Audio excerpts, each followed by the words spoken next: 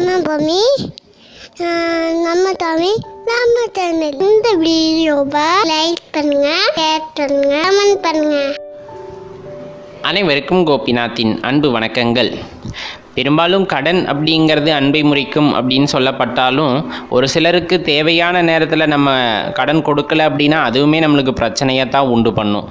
தேவையான நபர்களுக்கு தேவையான நேரத்தில் நாம் செய்கின்ற உதவியானது பெரும் பாக்கியங்களை நமக்கு கொண்டு வரும் அப்படிங்கிறத மனசில் ஃபஸ்ட்டு வச்சுக்குங்க. இப்போ நம்ம என்ன சொல்ல போகிறோன்னா, எந்தெந்த கிழமைகளில் நீங்கள் கடன் கொடுக்கறத தவிர்த்துறது நல்லது அப்படிங்கிறத நம்ம பார்க்க போகிறோம். பெரும்பாலும் பார்த்திங்க அப்படின்னா கிழமைகளுக்கும் கடனுக்கும் என்ன சம்மந்தம் அப்படின்னு நம்ம கேட்கலாம்.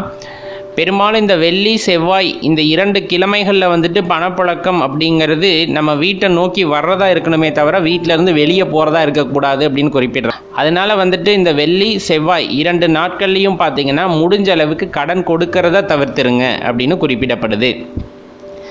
ஏன்னா அது வீட்டில் இருக்க ஐஸ்வர்யங்களை அல்லது செல்வத்தை விரயம் பண்ணக்கூடிய நிலைமையை உண்டாக்கிவிடும் அப்படின்னு குறிப்பிட்றதுனால இந்த 2 கிழமைகளுக்கும் அதிகமான முக்கியத்துவம் கொடுக்கப்படுகின்றது. அதுவும் இல்லாமல் நம்ம மரபு வழியாக பார்த்தோன்னா இந்த 2 கிழமைகளுக்குமே நம்ம ஆன்மீகத்தில் அதிக முக்கியத்துவம் கொடுக்கப்பட்டிருக்கிறது.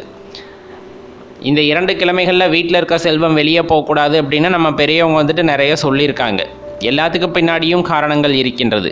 அப்போ மற்ற நாட்களில் செல்வம் கொடுத்தா வீடு திரும்பி வந்துடுமா அப்படிங்கிற கேள்வியும் வரும். கடன் கொடுப்பதே சரியான நபர்களுக்கு கொடுக்க வேண்டும் அப்படிங்கிறது தான் இந்த நேரத்தில் நம்ம சொல்லிக்கிறது. நம்ம கொடுக்கறது எந்த கிழமையில் கொடுத்தாலும் சரி தான், அவன் சரியான ஆளாக இல்லாமல் நீங்கள் கடனை கொடுத்துட்டு அதை திருப்பி வரணும்னு நினச்சிங்க அப்படின்னா அது நடக்காத காரியமாக போயிடும். தேவையான நபர்கள், அதாவது உண்மையிலுமே வறுமையில் இருக்காங்க, அவங்க கொடுத்தா சரியாக கொடுத்துருவாங்கன்னு நினச்சா நீங்கள் கடன் கொடுக்கறது கரெக்டாக திரும்பி வந்துடும். ஏமாற்று பேர்வழிகள் இருக்காங்க, உங்களை எப்படியாச்சும் ஏமாற்றணும்னு நினைக்கிறாங்கன்னா அது நீங்கள் திங்கக்கிழமை கொடுத்தாலும் சரி தான், புதன்கிழமை கொடுத்தாலும் சரி தான், உங்களை இழுத்தடிக்கணும்னு நினச்சிட்டா ரொம்பவே இழுத்தடிச்சிருவாங்க. அது எப்படி இருந்தாலும் சரியான நபர்களுக்கு நீங்கள் கொடுப்பதாக இருந்தாலும் அந்த செவ்வாய் வெள்ளிக்கிழமைகளில் பணம் கொடுப்பதை தவிர்த்து விட்டால் மிகவும் நலம் உங்களுக்கு உண்டாகும். அப்படி கொடுக்கணும்னு நினச்சா வெள்ளிக்கிழமை அன்னைக்கு வரதுக்கு பதிலாக வியாழக்கிழமையே வாங்கிக்கோப்பான்னு சொல்லிடலாம். செவ்வாய்க்கிழமை வாங்குறதுக்கு பதிலாக புதன்கிழமை வாங்கிக்கோ, இல்லை திங்கக்கிழமையே வாங்கிக்கோ அப்படின்னு கூட சொல்லிடலாம்.